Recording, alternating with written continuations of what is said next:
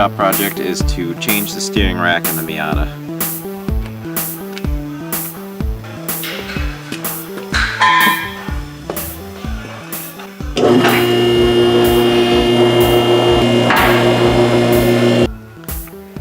Alright, so the reason why I'm pulling this thing tonight is that it has play. You can actually turn the steering wheel and the steering shaft moves going into the rack, but the rack doesn't move until you've already turned the steering wheel like an inch in either direction.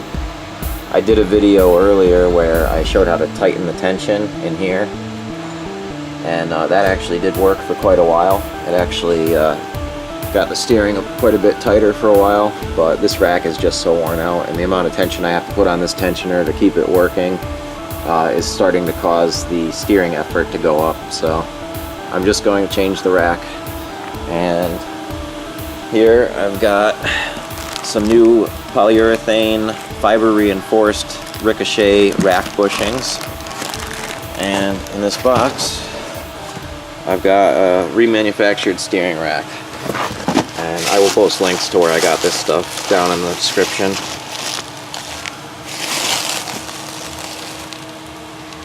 This was $600, but it's like a $250 core charge, so I'll actually get that back when I send my old rack back.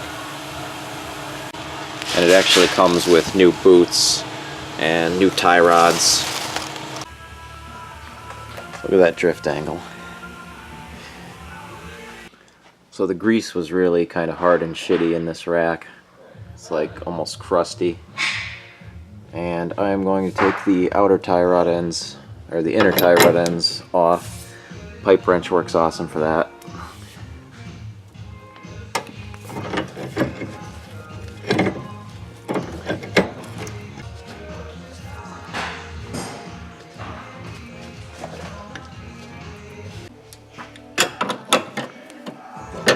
Look at the rust on this side.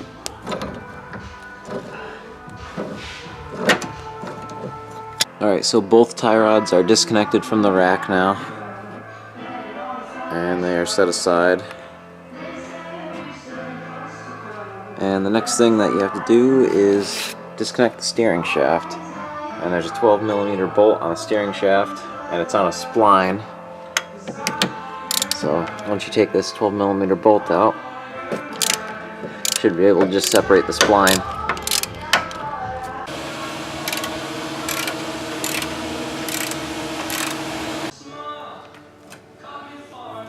Alright, so we undid all the bolts that hold this on, all four of these, and the bolt that holds the clamp that holds the spline in on the steering shaft, and then this just slides out.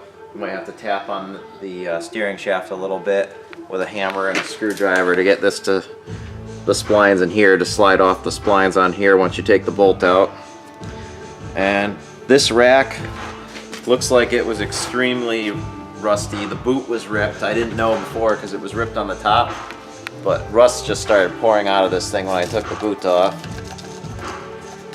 And this whole side looks like it's like straight rust. There's like no grease on this side. And it's just straight rust and pitted. So that's why this thing failed, and that's why I couldn't get it to adjust to the point where it was good anymore.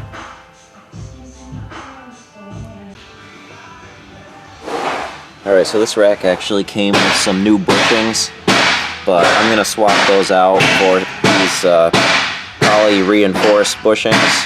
They're actually polyurethane with like Kevlar fibers in them. And I got one for over here that wraps around this. And then this is my old dust boot that goes on the steering shaft input. I took that off the other rack, I washed it off.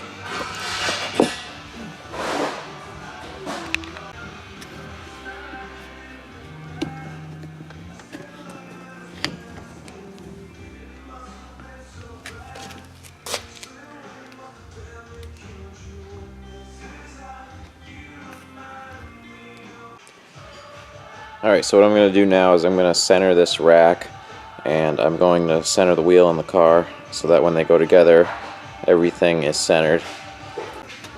Okay, so first I'm going to go all the way in one direction.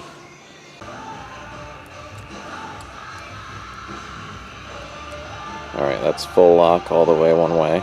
So I've drawn a line here, and I'm going to count the number of rotations and get it centered. Alright, so this is going to go around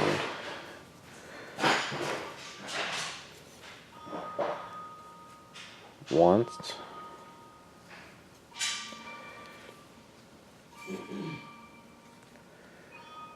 twice,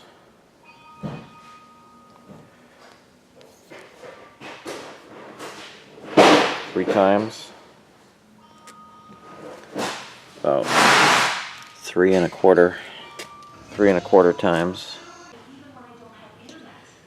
Okay, so it went 3 1/4 turns from lock to lock. So it should be about, if you divide that in half, about 1 5/8 to the center. So I'm going to mark where it is now. And then I'm going to go 1 5/8 turns, which is a little more than 1 1/2 turns.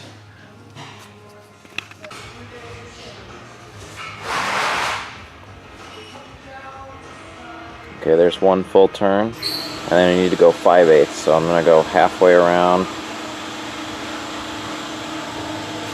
and then about 1/8 of a turn more, and that should be centered.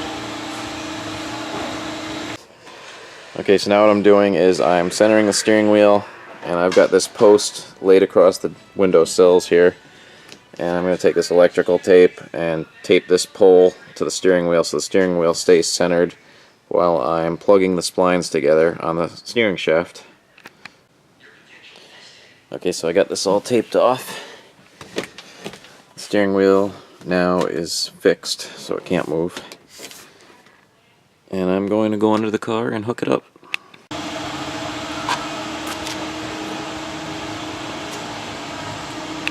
Alright, so I'm getting ready to put this thing back in, and I've got the splines on the input shaft here greased up with a little bit of Never Sees, and then that is going back up into the steering shaft here, the splines on the steering shaft, and then there's a bolt that goes in to clamp that together. Alright, now this should slide right in the splines.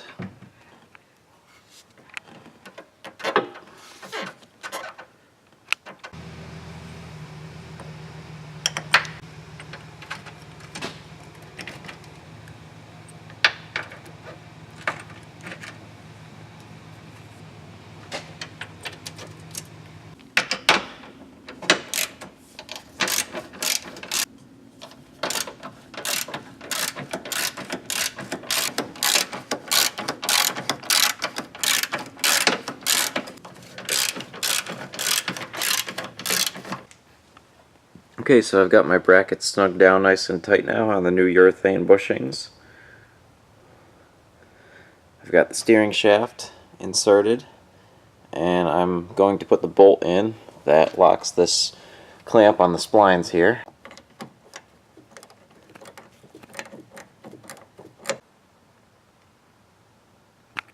Okay, so the steering shaft bolt is all nice and tight now. Alright, so I got this thing pretty much all set, minus the alignment, which I'll have to take care of tomorrow. Got the new rack. Got all 4 bolts in the bushings here, the bracket that holds it in. Got our new urethane bushings, fiber reinforced. I'll post a link in the description for those. So the reason why I went with these reinforced urethane bushings over the stock bushings is because in this car I have chopped knuckles to aid in steering aid with drifting. So what that means is that this part of the knuckle is actually shorter from the center of the pivot, and that gives you faster steering ratio and more angle. But what it also does is it increases the amount of force required for the tie rods to push against this knuckle to actually turn it. So that is going to put a side load on these bushings, an additional side load that it didn't have, and these bushings will actually help keep this rack planted and not let it flex from side to side too much. So that should make the steering a bit more firm. Not really necessary, but on a drift car you might want to think about it.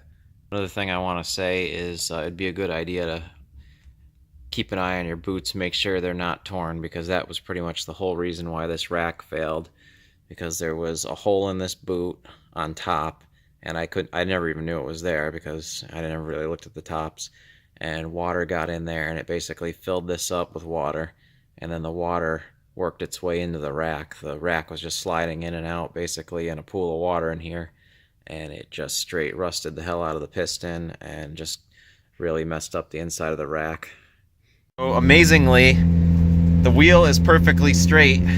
I'm just driving in the parking lot right now, but it looks like I got the wheel like perfectly straight. So I'm headed over to the alignment shop now, and we're gonna make sure everything's on point, and that should be a done deal. Look at this thing. It's like perfectly straight. I don't even have my hands on it.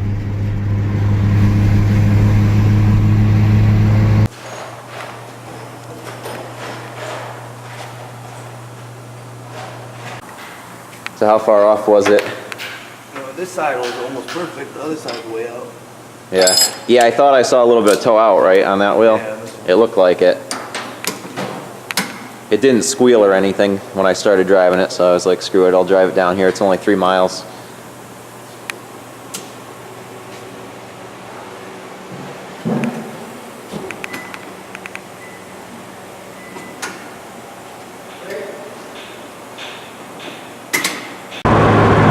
So the alignment's all set, the car's driving good. I'm headed back to the shop now, get the other car ready for the drift event, and that's a wrap.